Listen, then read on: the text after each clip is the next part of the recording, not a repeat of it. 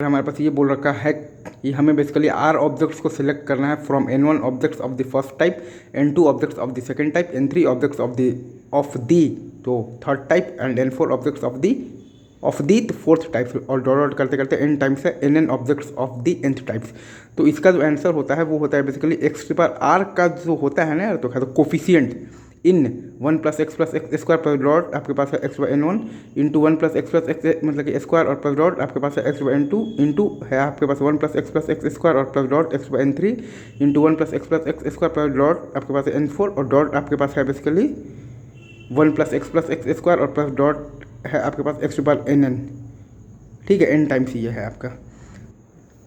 अब इसी में अगर आपके पास बेसिकली एक मतलब कि स्पेशल केस आ जाता है like N1 N2 N3 dot Nn आपका है जो वो आपका R से बड़ा हो जाए, ये सारा है तो ये इन्फिनाइट GP बन जाएगा, और इन्फिनाइट GP का सम होता है बेसिकली आपके पास a/1 - r।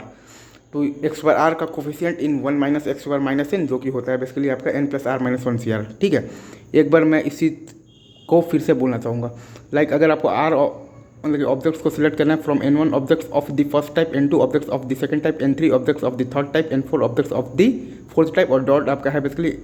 मतलब है बेसिकली n टाइम्स है Nn objects of the nth type. तो इसका जो आंसर होता है वो होता है बेसिकली x बार r का कोफिशिएंट इन आपके पास है 1 + x + x square plus dot आपके पास है x n1 into 1 + x + x square plus dot x n2 into है आपके पास 1 + x + x square plus dot x n3 into है आपके पास 1 + x + x स्क्वायर और प्लस डॉट x n4 और dot आपका है बेसिकली n टाइम्स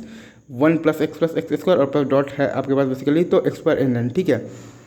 अब इसी में अगर आपका बेसिकली स्पेशल केस है like N1 N2 N3 dot Nn आपका बेसिकली R से बड़ा हो जाए, ये सारा ही तो आप ये सब कुछ ही आपका बन जाएगा बेसिकली इन्फिनाइट GP, और इन्फिनाइट GP का सम होता है बेसिकली a/1 - r। तो ये आ जाएगा आपके पास x r का कोफिशिएंट इन 1 - x n जो कि हम सब लोगों का रटा हुआ है जो कि होता है बेसिकली n + r - 1 CR। ठीक है, बस यही है भाई, टाटा बाय बाय, इन्जॉय।